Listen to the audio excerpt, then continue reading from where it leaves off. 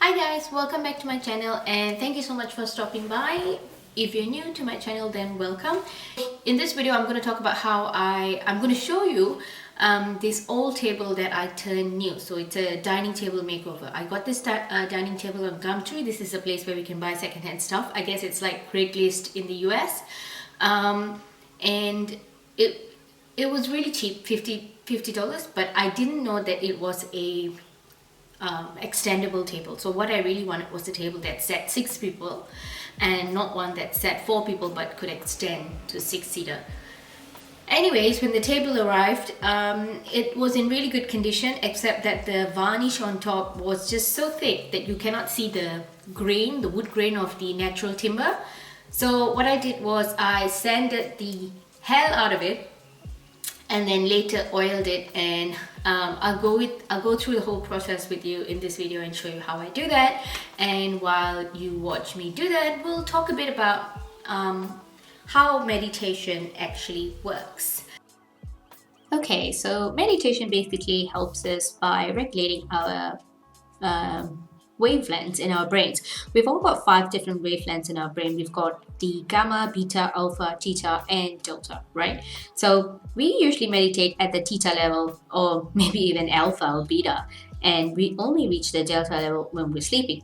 But research has shown that Tibetan monks, they reach the delta level when they meditate, so they're really sleeping consciously, if you think about it.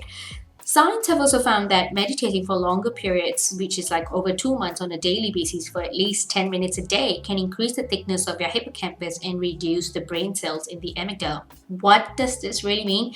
A larger hippocampus equals stronger memory and learning capacity, while a smaller amygdala equals less stress and anxiety, because the amygdala is the center in the brain that function is in us responding to anger, depression, sadness, stress, anxiety, and things like that. And if you have lesser brain cells in the amygdala, we've got lesser stress and anxiety. Now, a lot of religious people who practice daily prayers may not always have a calm mind as compared to someone who meditates daily. This is because while they are praying, their mind strays and wanders, and they usually let it do so without forcing their attention back to the prayer that they're saying. Now, I'm not saying this is for everyone, but if it might apply to some people. So just a disclaimer, I'm not talking about any religion specifically. It is just how I feel in general. Please feel free to follow any religion that makes you happy, or be completely agnostic or as atheist as you please. Now, when you meditate, the art of meditation teaches you to slowly bring your mind back from wandering around to concentrate on your mantra. Your mantra could be anything you want. It could be your prayer. It could be your breath. It could be what you feel, what you see behind your eyes when your eyes are closed, what you smell, what you feel, or you can even just say Om and come back to that attention, bring your attention back. That's why you see some people meditating, they keep saying Om. It's because they're trying to bring their attention back to the word Om rather than, letting their mind wander all over the place. Notice how I take a short break here in between my sanding. I mean, we all need a break once in a while. Don't take yourself too seriously. Enjoy the process. Now, meditation has a long-term reward and not a short-term reward. So it's easy to give it up because it's unlike yoga and exercise such as running. When you go running, you get that rush, that immediate rush. It's got that short-term effect. Now, meditation is more of a long-term reward and not a short-term reward. So although, exercise has also been proven along with meditation to be an antidote for anxiety and depression, so why not combine the two and, do better overall? Now, meditation can also be really addictive if you've done it like over 3 to 4 months, because your body craves it. Your body knows better. Your body will crave it like it craves water. To me, meditation is the mind just as water is to the body. We need it as we need water to survive. I don't say air because air is something we eminently need, and meditation can wait a while.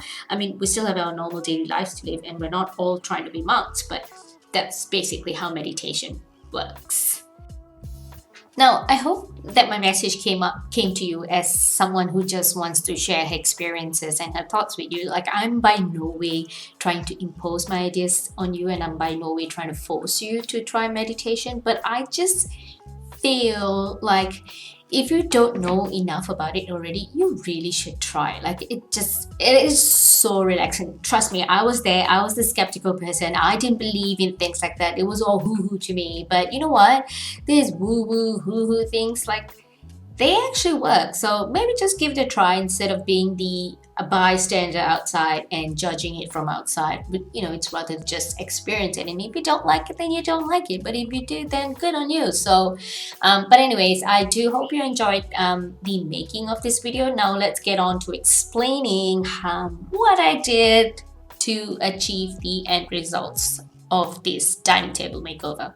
So this table is a dining table makeover. I did not like the varnish, it was too thick on it. So instead of using like a paint remover or varnish remover kind of thing, that stuff's just way too sticky. I've had a lot of experience with it. Just don't do it. Just don't buy one of those paint removers. They just make everything so sticky and icky, and then you need a lot of turpentine to get stuff off your equipment, your hands. Like just don't touch that stuff. So what I got was really rough sandpaper. I used a 40 grit. The lower the grit, that means the rougher it is. The higher the grit, the finer the sandpaper is. So you always have to start with a really rough paper and then move on to finer ones so that it's nice and smooth before you give it a varnish, okay? Or paint even. So I started with a 40 grit paper and it was so rough, and that got most of the varnish out. And then I went down to an 80 grit paper, and that helped remove whatever the 40 grit did not remove. And then I went to a 120, but after the 120 I was still not happy with the finish. Like it was still a bit rough, like I wouldn't put varnish on it or oil it at that point. So I went over the whole thing again with the 240. Now after doing the 240 and wiping it down, well, not really wiping, I just hosed it down with water, and what I found was the texture when I felt it was really smooth, and it was just nice, ready for me to varnish it or oil it or whatever it is that I want to do, right? But before you varnish, paint or stain, you need to make sure that the wood is nice and dry. So this was a really hot day when I washed the table, and it was table just dried really easily. But then after that I got a lot of rainy days, so I only managed to oil the top of the table and the legs one time, and I'm not quite happy with where it is, because the table, because it was bare, there was no varnish on it, so the pores of the timber would like absorb the oil into it really nicely. But you kind of have to use more than one layer, so you kind of have to use like maybe at least 3 layers, if not 4, right? So I'm gonna do more layers, but except the weather's been really bad, so I can't really do it indoors because I need to keep the table outside, because the smell of the oil is really strong and it smells like turpentine, and then it fills the house with turpentine smell, which I can't stand. So I want to keep it outside. So I'll probably wait till next week, and I'll upload some pictures in my next week's video to show you how it turned out. Otherwise, thank you for stopping by and listening to me ramble, and I will see you again next week. Bye. And if you haven't already, I would love for you to subscribe to my video and hit the like button, and I will see you again. Thank you.